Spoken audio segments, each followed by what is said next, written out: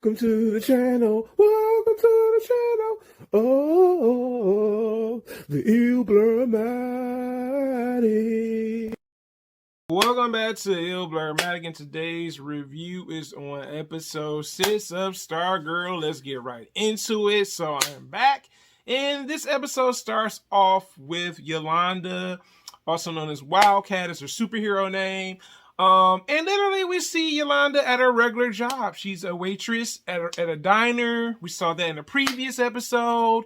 And we see that Yolanda is having issues kind of at the job. You know, they have this one customer at the job, and literally he's not happy with his meal. He said, hey, I told you this is not the way I want my meal.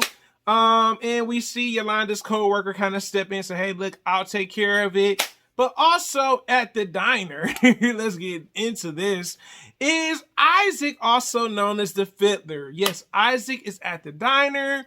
Yolanda is trying to figure out why on earth is he at the diner. Makes sense. Like, he's definitely at the diner for a reason. And he says some things under his breath. Yolanda's like, is there anything I can help you with? You know what I'm saying? Like, she's a waitress. She's trying to figure out, like, hey, what are you doing here? You know what I'm saying? So we see there's an awkwardness between her and Isaac. Isaac just sitting there in quietness, and like he's this awkward kid. You know what I'm saying? Like there's always been like an awkward kid in high school, but he's the kind of the awkward, silent type of kid. And I'm just like, bruh, this kid is creepy, but you can understand why he's there. Then he eventually tells Yolanda that you and your friends had something to do with my mother's death. Because remember, after his father died as the Fiddler, the mother had became the Fiddler herself. So this episode kind of builds there's going to be some tension between Yolanda and Isaac, also known as the Fiddler. But also in this episode, let's get right back into it, is a situation with Beth. So Beth, also known as Dr. Midnight, we see Beth pretty much going to her father's job. And literally she's saying, you know, she's trying to bring her family back together. You know, her mother and father, last episode, we heard about the divorce. Has not been finalized, but Beth is trying to keep her family stable together, because the thing is, she's like, hey, my parents, this is the reality of it. My parents may end up getting divorced. And we see Beth trying to pretty much, you know, do some nice things for her father and stuff. And she's like, oh yeah, I brought you something. And I like before the scene, let me just talk about this. There's a scene where we see Beth in her father's office at his job, and she sees Jordan's painting. I know that had to be awkward, just sitting there seeing Jordan's painting, because remember, Jordan was the villain, the main villain, also known as Icicle Sr. of season 1. So I know that had to have been awkward. But we see her trying to, you know, think of some ways to keep her family together. And it doesn't quite work out, because her dad's like, hey, look, it's nice that you're doing all this stuff, but it looked like this is going to be finalized. You know what I'm saying? So I'm like, yikes. You know, so we see Beth end up leaving. And when she leaves, who does she come across? Artemis. Oh my God. Like this, I didn't know there was going to be a beef between Artemis and like Beth. I'm like, Artemis? Beth? But then it made sense. You know what I'm saying? You got the nerd and you got the jock. Beth is the nerd. Artemis is the sports jock. Okay. And we see like Artemis, boy, she got that arm just like her daddy. Sportsmaster. My God. She is literally throwing balls. Beth literally, I thought she broke Beth's phone. She just tore the screen up. And she had threatened Beth. She said, hey, look, me and you. You know what I'm saying? She's like, nerd versus jock. I'm like, wow, like this beef. Like, I didn't know that they knew each other. You know what I'm saying? I never suspected that Beth had knew her when they were younger. But it's going to be interesting to see, like, how this is going to turn out. Like, the turn-off, I was like, hold up, Beth? Artemis? Nah. You know, but yeah, the beef is on, just like with Isaac and Wildcat. So this episode is kind of giving me like a feel like we're definitely, you know what I'm saying, we got a feel that this is going to be interesting. Seems like the Injustice Society versus Justice Society. And that's what it seems like. That's what the buildup is coming from. Also in this episode, we see Courtney and Pat. Finally. So Courtney and Pat usually, they're at the art teacher's office from the previous episodes, and they're trying to clean up the room that he's in, because he's out. Due to that situation. And we see that, Courtney and Pat stumble across the different paintings of Eclipso, because Eclipso did leave some clues of what's going on. We saw Diablo Island in one of the paintings. We saw pretty much the new, like I said, I suspected this a while back, that pretty much Courtney's arch rival, pretty much Sydney, is the new owner of the Black Jewel. Trust me, that is kind of crazy. I kind of suspected that. I was like, okay. I'm like, she's doing all this other stuff with the mind and all this stuff. I'm like, yep. So we suspect that, and we also see pretty much Cameron, also known as Icicle Jr. We see him return, and he's asking, Courtney and her father, she's like, hey, by the way, where's the art teacher? And, Pat tells him where he's at. He's like, why do you ask? And he's like, well, me and him, that's my teacher, and he's also a friend of me. And we also see Courtney kind of a little nervous because we didn't know that Cameron was going to appear in the classroom, So she's kind of hesitant because she's like, I'm with Stripesy, also known as Pat, and I'm Stargirl. And, he kind of asks certain questions where he's kind of like, don't say it. And, Courtney kept her composure, and we see that Cameron, when Courtney asked him questions so when he's like, oh yeah, Sydney did come here, by the way, a day before. So, and Cameron kind of just said I didn't really, we had our differences type of thing. But we also see that Courtney does have some feelings for Cameron. She's like, look, when I get a chance, when I run into you, I'll get back to you, because she's got to balance her life. She's a superhero, and then she's a student. So the balance, right? So we do see that. And Cameron still having his suspicions, because he's like, it seems like everybody that I really care about is something happening to him, to them. And he's kind of like, why is this? You know what I'm saying? So we do see that. Also in this episode, I forgot to mention, is that after Bev had the encounter with Artemis, pretty much she's calling Rick. She can't even get in contact with Rick, because we already know what Rick doing. We already know what Rick doing, y'all. Rick out there helping Solomon Grundy. That's what he doing. They're going to have a powerhouse to the Justice Society of America. So I'm like, this is very interesting how that can go.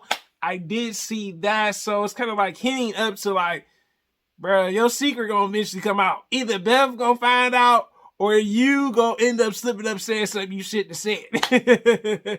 So also in this episode, we see, Sydney, man, she was creepy this episode.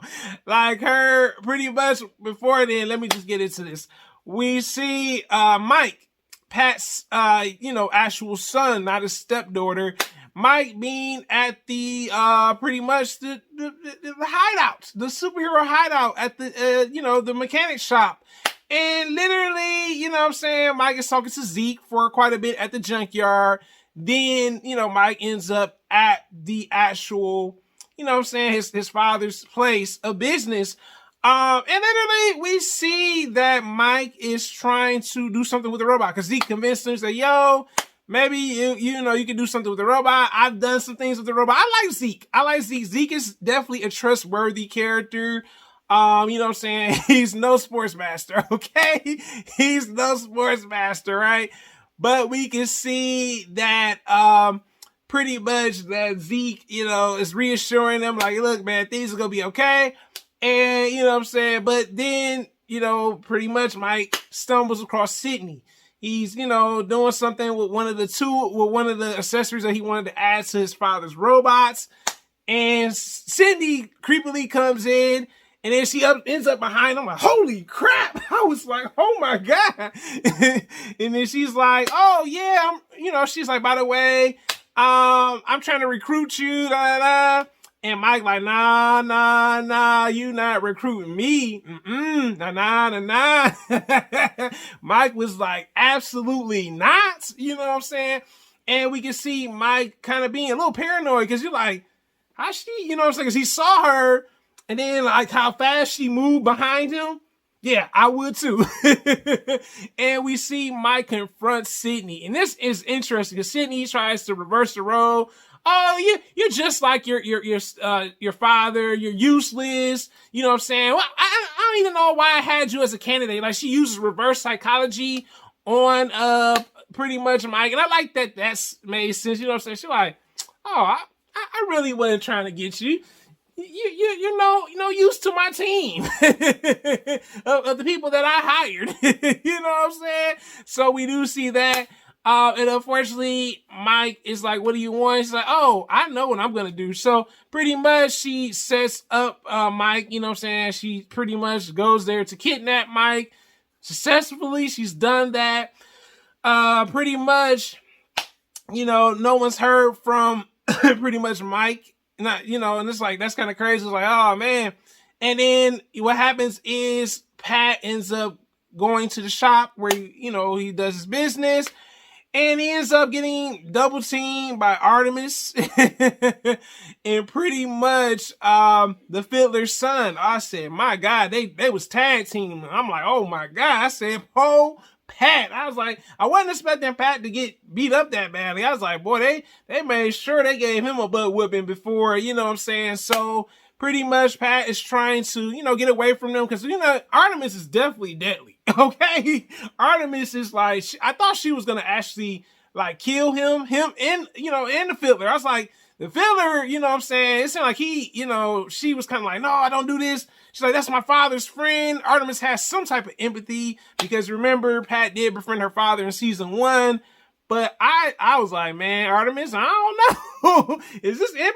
You know what I'm saying? But we see that, yeah, the Fiddler, he could have killed Pat. Yeah, so all they did was they injured Pat. You know what I'm saying? He's probably found by Barbara because they show him in the hospital. And pretty much the team eventually has to come together before Stargirl goes back to the school. Pat, she read Pat and her talk about things, and she's like, well, I can't do this without you, Pat.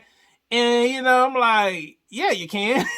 You got a team. You know what I'm saying? Sydney got her team. You got your team.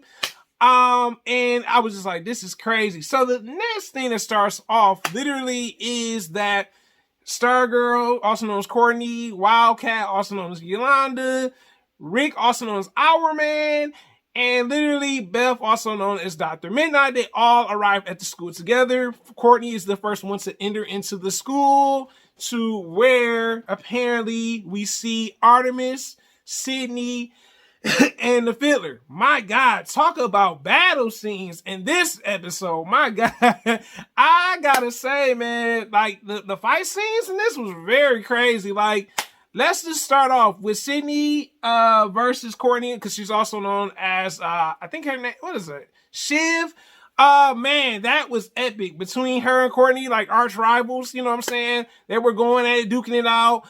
I liked how Yolanda was fighting the Fiddler because my man's playing the violin, beams coming out of the thing. You know what I'm saying? Like actual music. I was like, wow, and like how she's like avoiding everything. Poor Beth.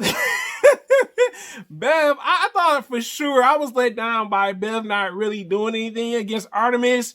But I was definitely amazed by how Our Man came for the rescue. He took that win for the team. My God, I was like, Bev did do the right thing, though. She did end up finding Mike and rescuing him.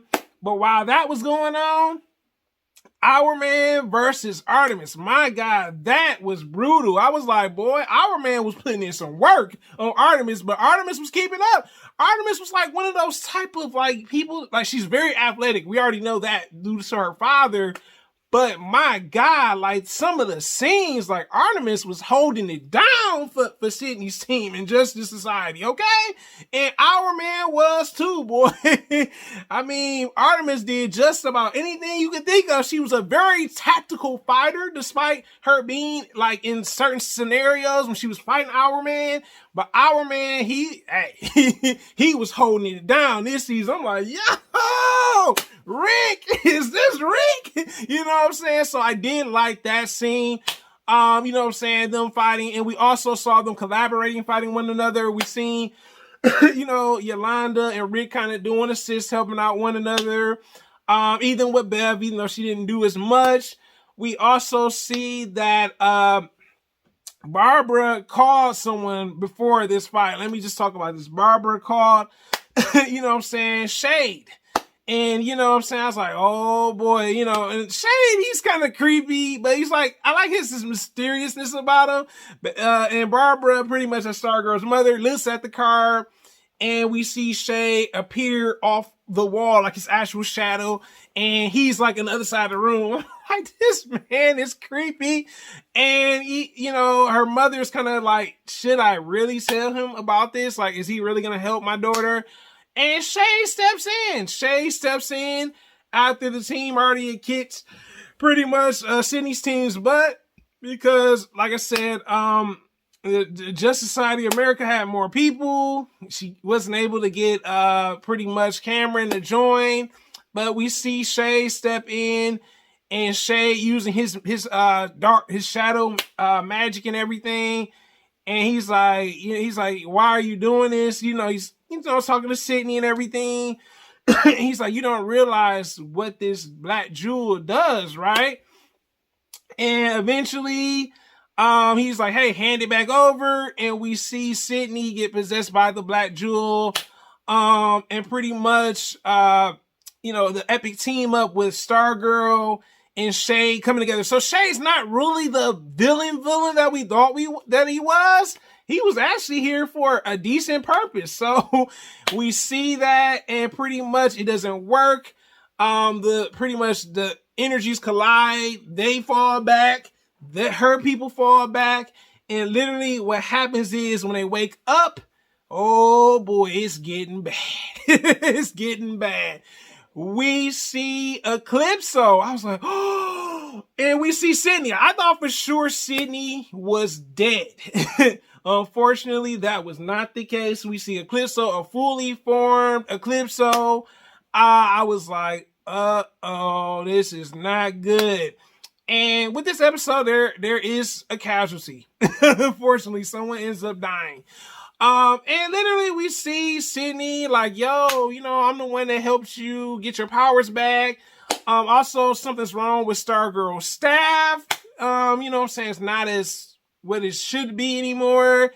And we see that Eclipso's interest, him feeling like he felt like Pinocchio, like I'm a real boy now, you know what I'm saying? He's looking at his body and, you know what I'm saying? And, you know, him and Sydney are having conversations back and forth. She's like, yo, I helped you. Like, oh, wait, by the way, we used each other. You used me. I used you. Pretty much, they were each other's muse to got to what they wanted, pretty much.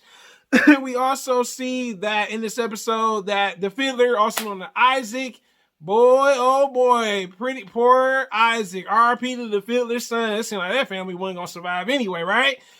Boy, he did the same son on. He's actually killed off Isaac. And hey, if I was Artemis, I would have did him too. I'm not gonna lie. Artemis is like, oh, he killing people like that? Artemis left. I was like, I would have left too. I was like, And it was crazy because I was like, dang, she really dipped. She's like, listen, Sydney, it's good to be a part of your team, but I gotta go. So Sydney, yeah, her and Sydney see that Isaac is killed. Sydney is sent somewhere too. To some like shadowy, I guess it's probably the world that he was living in. Also, we see Shade, pretty much, something happening to him. I don't necessarily think Shade and Sydney are dead because he did not consume them. You know what I'm saying? So I'm pretty sure Sydney's somewhere else. Same thing with Shade. And we see the team take a L. You know what I'm saying? and especially the Justice Society of America, because they're thinking like, oh, we here to prevent this. Didn't happen that way.